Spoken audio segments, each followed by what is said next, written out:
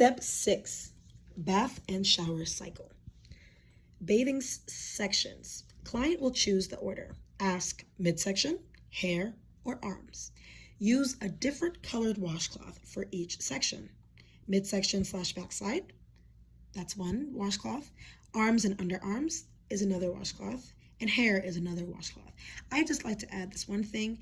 Arms and underarms do use the same washcloth, but afterwards I typically rinse that washcloth, wring it out into the sink, and use it with some soap for the chest and the stomach as well. So for hair, use the green shampoo. Be gentle because the scalp is sensitive, so do not scratch too hard. And then when you move on to the face, which you will after the hair, if you start with the hair. But even if you don't start with the hair, that's the order typically. If you're going from washing the hair, you'll typically wash the face afterwards. And you will use obviously a different washcloth as you've prepared before. And you'll wash the beard with minimal soap and avoid the mouth area. I don't know if I included this, but after you've changed sheets, after you've changed the bedding, and your hands are still clean, you will get the 3 washcloths from the white fridge. So now for body, use the White Dove body wash. And then you clean the arms first, shoulder to wrist, not hands, because the patient will wash their own hands. Then you want to rinse washcloth after underarms and before doing the chest and stomach. And then you will rub stomach in gentle circles because that aids digestion, which I think I've gone over. He has issues with digestion. Now, rinsing cycle. For the rinsing cycle, you will support the client to sit up if lying down. You will turn on the tub faucet first to around 3 p.m. on a clock dial, and then you will confirm the temperature. So you will ask the patient if the temperature is too hot, too cold, or just right. And then you will turn it to shower mode. It says decisively switch to shower mode. By decisively, it means do not turn the dial slightly or slowly, but do it in one swoop so that it goes straight to shower. Otherwise, it will start off cold, then get warmer, and that is uncomfortable for the patient. So you want it to be exactly the temperature that you chose for the tub's faucet when you switch it. And that is why it says decisively switch to shower mode. So you do it in one swoop. So not like this, but like this. One swoop. Then you communicate which part you are rinsing, left arm, right arm, and you move the shower head based on what you're rinsing. And the patient will typically use their arm to aid in that rinsing cycle. Now, for post-rinse drying with chuck pads, you will ask them if they're ready, and then turn off the faucet and the shower handle, switch it back to tub, get a blue chuck pad. I typically like to get the blue chuck pad first, then with one hand I turn off the shower, because as soon as the shower is off, he will be requiring the blue pad to dry his face.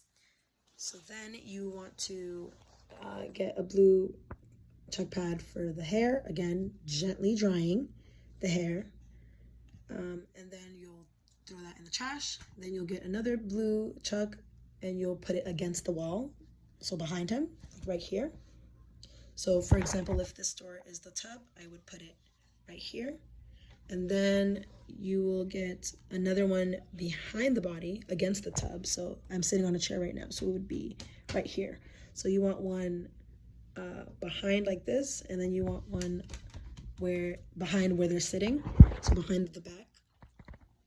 And then one vertically for back support.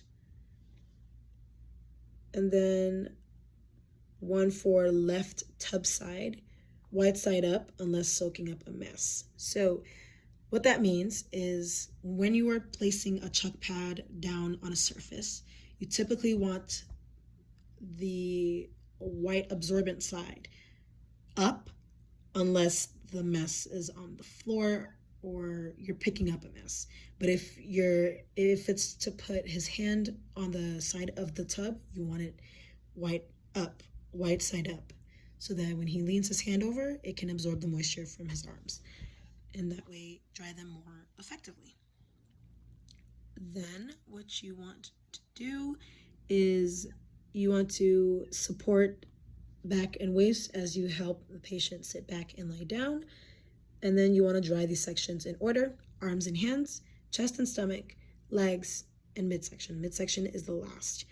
Now, the way that you do the chest and the stomach, you don't actually dry it. You just put the chuck pad on top of his stomach, and then he will use that to dry himself. But you dry the legs individually, obviously, and the midsection last. And after each part you dry, you throw the chuck pad that you've used into the trash. And then transfer to wheelchair. This is the last part before the next step. Transfer to wheelchair. Push the locked wheelchair in front of the tub. Then you pivot the client to the edge of the bathtub. You support and pull the client onto the chair using the blue chuck from before. And you unlock the chair and roll into the room. Now, let me explain. So, after you've gotten the client up, then you have to get the chair and park it basically in front of the tub. You don't want it too far from the tub because the client's not going to be stepping out. They're going to be transferring directly from the bathtub and pivoting onto the chair.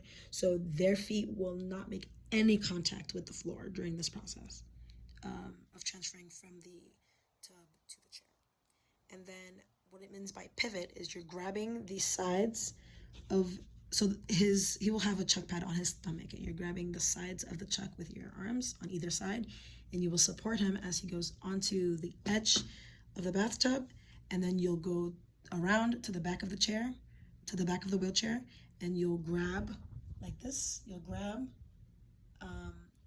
his stomach by the blue thing on both sides, and then you'll support him as he sits back down, making sure that he sits on top of the blue thing and that it doesn't fall on the floor or get stuck or anything like that.